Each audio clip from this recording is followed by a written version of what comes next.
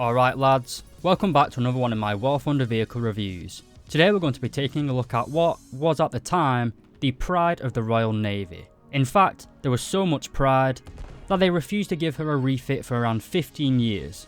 Because having Britain's largest ship out of commission for a few years would look bad on the world stage. Well, I don't know if you guys are history buffs, but sending a ship out that was 15 years past a refit against the pride of the then German Navy didn't end well for HMS Hood, and more sadly, the other 1,000 crew members on board, of which only 3 survived. But enough of the doom and gloom, let's talk about the Hood in War Thunder. This is a rank 5 battleship located obviously in the British tech tree, rating 6.7 for arcade, realistic and simulator battles, and will cost you 380,000 research points to unlock it, and then to purchase the thing, it's 990,000 silver lions. To put this vehicle in your lineup, it's going to cost you 280,000 silver lions, and for the expert and ace qualifications, which are important in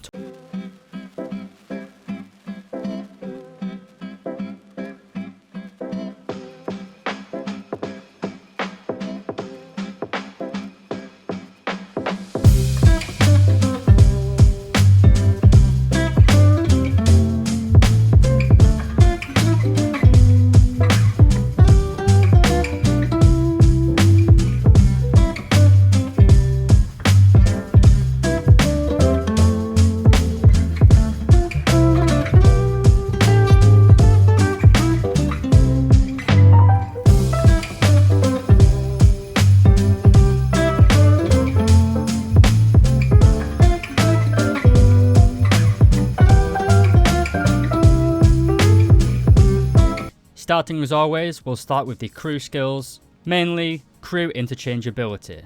To cut a long story short, this is basically the hit points of the ship. In War Thunder, your health bar is pretty much determined by how many crew members you have left alive. If you have a skeleton crew, say 20% of the crew left, you'll basically just only be able to operate the ship. It'll be very hard to repair the ship if it gets damaged. If your crew drops below 10%, the ship will eventually sink due to progressive flooding and fires. So with that context out the way, in game, HMS Hood has a maximum amount of crew of 993. In real life this was much more because you had Royal Marines on board. Anyway, this is pretty bad in terms of survivability. There are several other ships in game that have significantly higher crew counts than this ship. This is one of the hallmarks of World War I era battleships. They obviously didn't have any sorts of radar suites which needed quite a lot of men manning them. And as I said, because the ship didn't get its refit, it didn't get any of the fancy fire control systems. I'm doing it again, I'm going into a lot of depth on subjects which pretty much no one cares about. The point I'm making is that HMS Hood was a World War I ship that the British were expecting to fight in World War II, or what turned out to be World War II. And again, if you're a history buff, didn't really work out. Anyway, moving on to the armour of the ship, and because HMS Hood was a quote-unquote battle cruiser, kind of more a fast battleship, but that wasn't really vogue at the time I guess, and it's quite debatable, again going into a bit of a rant that no one cares about. Anyway, the ship has 304mm of armour on its belt.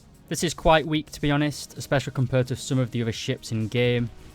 I imagine the reason the belt armour isn't thicker is because HMS Hood is so long, it would have added so much displacement to the ship to give it an actual battleship grade armour belt. This is one of the weaknesses of the Hood, and one of the benefits of the German SMS Bayern. Because it's shorter, it can put a lot thicker armour on its belt, which all in all makes it a bit more survivable. Anyway, moving up towards the turrets, or what we call the barbettes, these again have the same 304mm of armour protection. The armour is a lot thicker on the gun manlet, or the front of the turret. Here, the armour increases up to 381mm of armour, or 15 inches. And finally, the conning tower, another dead giveaway that this is a World War I era ship, is slightly less well protected at 279mm of protection. The armour so far is by no means bad, but ironically, one of the biggest advantages of this ship is also one of its biggest weaknesses. Because Britain was so far ahead of the Germans when it came to turbine engines,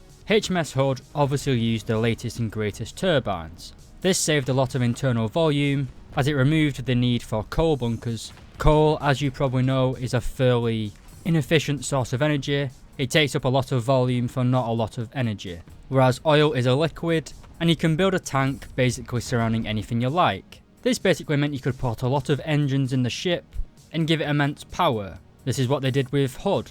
It was a very fast ship, but it means there's very little internal armouring. While you do have bulkheads and other sort of stuff like that, in War Thunder, coal bunkers basically add as incredibly strong additional armour. This means if an enemy ship managed to penetrate the Hood's armour, it will likely cause a lot of damage. This coal bunker meta is the reason that a lot of the German and Russian battleships are so tanky, because all those shots you fire at them basically just get eaten up by the coal bunkers. Basically, while Hood's armour is good, if you're going up against an opponent that can penetrate it, it isn't really going to offer you that much protection. A penetrating round will do a lot of post-penetration damage, so to speak. So while HMS Hood is fast, and certainly packs quite a lot of firepower, at least when it comes to fighting other battleships, it isn't particularly survivable. But speaking of firepower, Hood is armed with 8 15-inch 42 guns. As you can probably guess, these guns are 15 inches wide and are 42 calibers long. For comparison, KMS Bismarck, the ship that sunk Hood, used 15-inch guns that were 52 calibers long. While the British 15-inch 42 guns were World War I vintage, they were certainly still powerful up to World War II, and they are in game. They can fire 2 rounds per minute and have pretty good vertical guidance characteristics. However, these guns were famously rather limited in the gun elevation, which gave them rather below average range, at least when it came to World War II engagement distances. In many cases this was solved with supercharges, but this isn't an issue for us here in War Thunder. Again, just me going off on a tangent. I've been watching far too many Drakini-Fel videos. Anyway, what is a gun without its ammunition? And the round that you absolutely will be firing pretty much constantly is a 15-inch common point cap shell, or in War Thunder for some reason, the capped ballistic capped shell. This is most commonly just known as semi-armor piercing. At a range of 7,500 meters, it can penetrate 382 millimeters of armor, which is significantly higher than a lot of other guns' semi-armor piercing rounds. This gives the British 15-inch guns very good penetration, and you generally won't struggle to actually inflict damage on any other battleships. This round also contains pretty much 60 kilos of TNT filler, giving it fantastic post-penetration damage. And even if you don't penetrate, 60 kilos of TNT going off on deck is probably going to start fires and kill a lot of the crew, slowly whittling down the ship. We do also have an armor piercing round, but this isn't really that useful because armor piercing rounds aren't in meta at the minute, just fire the semi-armor piercing.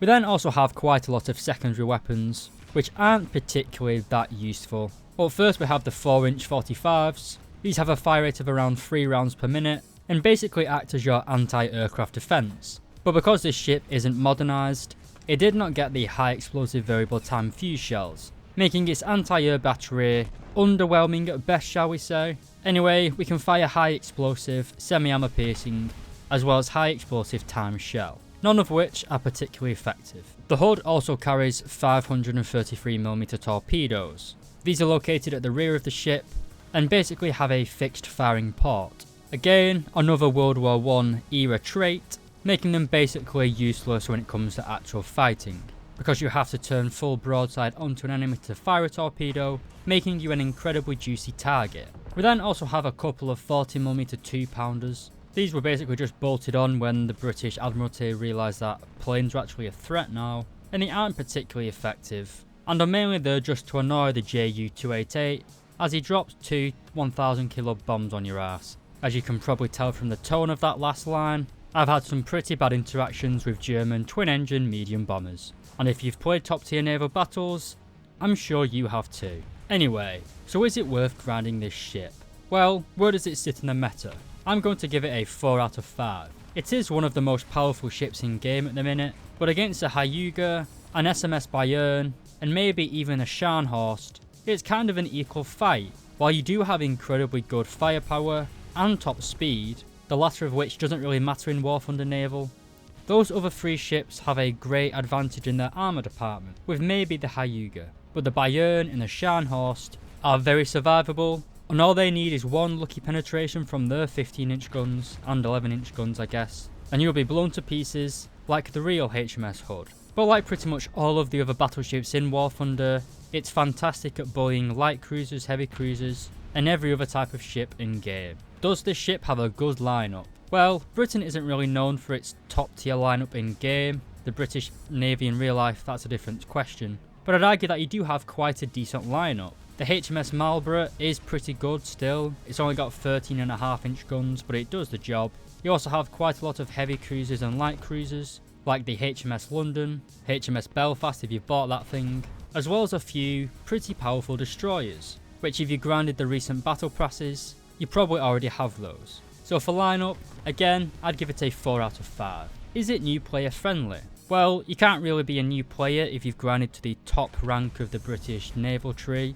But yeah, it is pretty friendly to play. It's a battleship after all. You're mainly going to be fighting enemy heavy cruisers, against which all you have to do really is point and click at them and you will kill them. Those 15-inch guns certainly aren't a joke. But again, 4 out of 5 for friendliness for newer players. Penultimately, is it good value for grinding?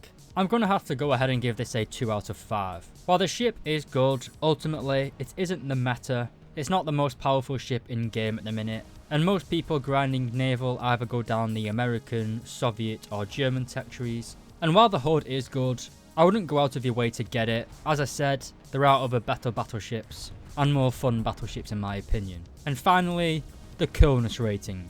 Well, obviously being British, it's an easy 5 out of 5. Anyway lads, if you enjoyed the video, please do consider leaving a like and subscribing. And if you loved it, consider becoming a channel member, like Nelly, Wolfyfly, Joseph Metcalf, Tomster013, Biff Webster, Tomato Salad, Just Someone, Dr. Bob, Daboa LX, Tans, William Tessier, and Lola Alfonsi. Thank you very much lads for becoming members, and I'll see you in the next review.